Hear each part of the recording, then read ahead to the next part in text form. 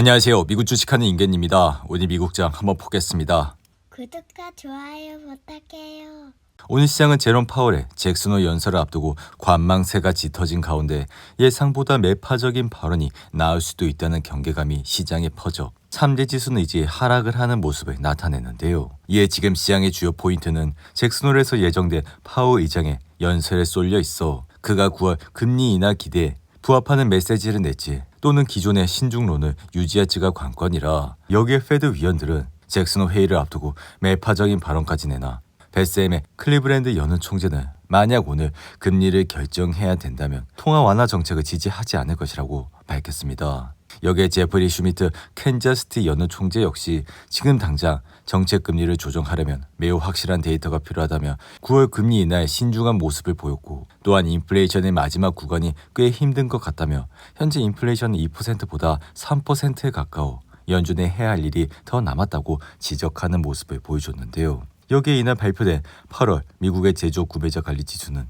53.3으로 전달의 49.8에서 3.5포인트나 상승해 한 달 만에 경기 확장과 위축을 가르는 기준선 50을 회복했고 시장에서는 49.5로 소폭 하락했을 것으로 점쳤으나 지금은 반대 상황이 나와 이 같은 수치로 수요 회복이 인플레이션을 자극시킬 수 있다는 우려까지 제기가 되고 있는 상황이라 할 수 있는데요. 이에 9월 금리가 25bp 내릴 가능성은 75%로 전날 84%에서 약 9%나 하락한 모습을 보였고 이로써 금리가 동결될 확률도 25%나 올라간 수준을 보여주고 있습니다. 이 앞서 공개된 7월 FMC 회의록에서도 금리 인하는 시기상조란 페드 위원들의 대체적인 공감대가 나와 그리고 이날 월마트 역시 실적 발표를 하면서 시장에 아쉬움을 남겼고 월마트의 2분기 매출은 전년 동기 대비 4.8% 증가한 1,774억 달러가 나와 시장의 예상치보다는 소폭 상회했지만 이래서 비용을 제외한 조정 주당 순이익은 0.68달러로 시장 예상치 0.73달러를 미치지 못하는 모습을 보여줬는데요. 이에 월마트의 EPS는 12분기 만에 처음으로 이익 기대치를 비틀었고 월마트의 CEO 더그 맥밀런은 상호 관세가 본격화되면서 이제 기업의 가격 인상 압력이 커지고 있어 지금까지는 관세 영향이 점진적이어서 소비자 행동에는 큰 변화가 없었지만 이제는 관세가 반영된 가격으로 재고를 채우면서 매주 비용이 늘고 있다고 강조하는 모습까지 보여줬습니다.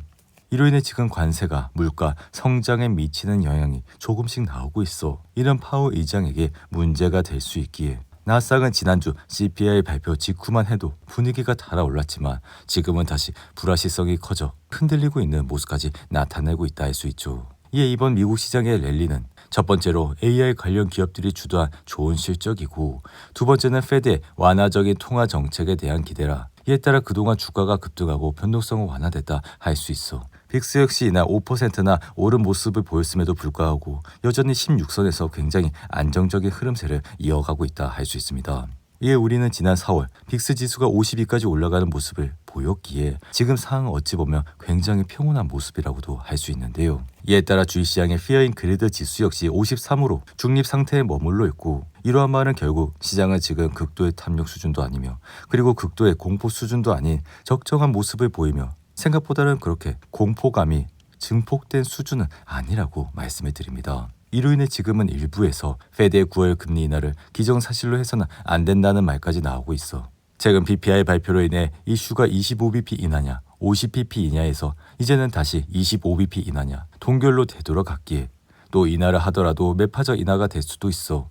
이러한 말은 계속 금리를 인하하는 시작이 아니라 앞으로는 한두 번 인하로 끝날 수 있다는 뜻이라고도 해석을 할 수 있는데요. 이로 인해 파월은 오늘 밤 잭슨 홀 연설에서 금리 인하 신호를 보내지도 애매해졌고 저의 생각은 이번 잭슨 홀 회의에서 파월이 명확한 신호를 보내지는 의문이라 다가오는 9월 경제 데이터로 확인을 하고 조만간에 금리 결정을 할 것이라 밝히는 모습을 보일 가능성이 굉장히 높다고 생각이 듭니다.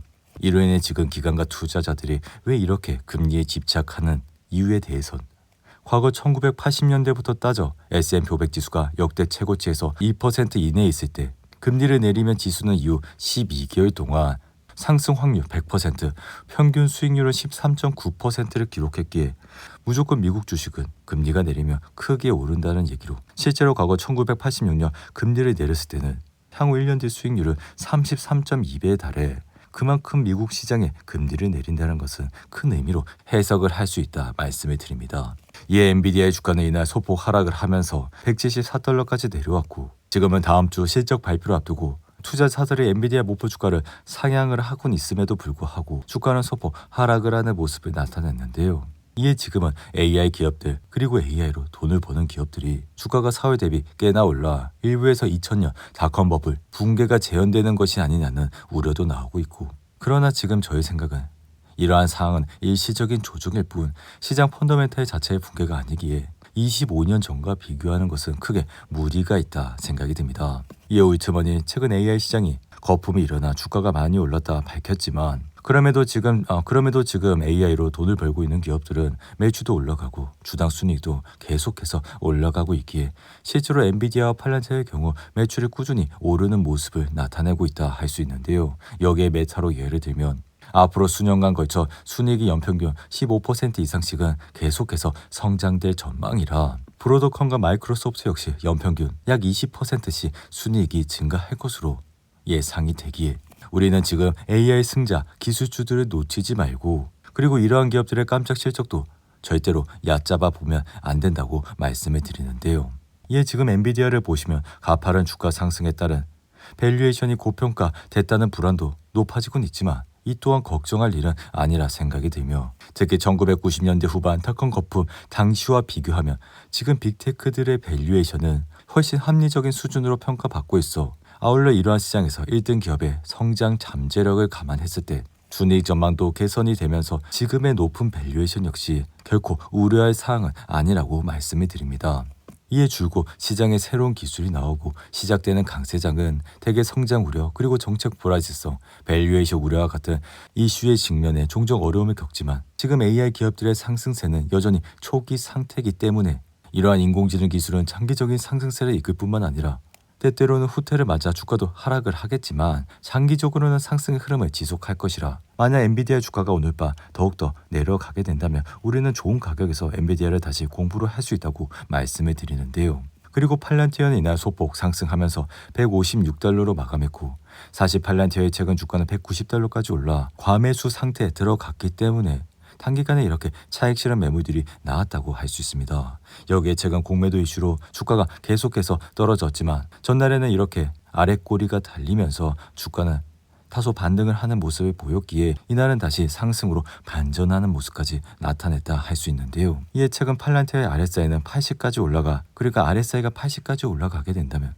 과매수 상태에 들어갔기 때문에 이러한 포인트를 조심하면서 철저하게 분할 매수 입장에서 투자를 해야 된다 말씀을 드렸고, 아니나 다를까 그 이후 팔란티어는 흔들리는 모습을 보여 단번에 156달러까지 주가를 내리꽂는 모습을 나타냈습니다. 하지만 팔란티어가 이렇게 내려온다고 하더라도 결국에는 지금 돈을 잘 벌고 있고 매출도 꾸준히 올라가고 있기에 심지어 매출은 지금 40% 이상 성장률을 보이고 있어 이러한 기업이 많이 내려오게 된다면, 만약 그러한 경우가 찾아온다고 하더라도 절대 공포감을 갖지 말고 이러한 기회가 1년에 한두 번밖에 찾아오지 않는 절호의 기회라 생각을 하시고 적극적인 투자를 해야만 앞으로도 주식시장에서 큰 돈을 벌 수 있을 것이라 말씀을 드립니다. 오늘도 8분이 넘는 긴 영상 끝까지 시청해 주셔서 감사하고요. 가시기 전에 구독과 좋아요 잊지 마시고 그럼 저는 다음 영상에서 찾아뵙겠습니다. 감사합니다.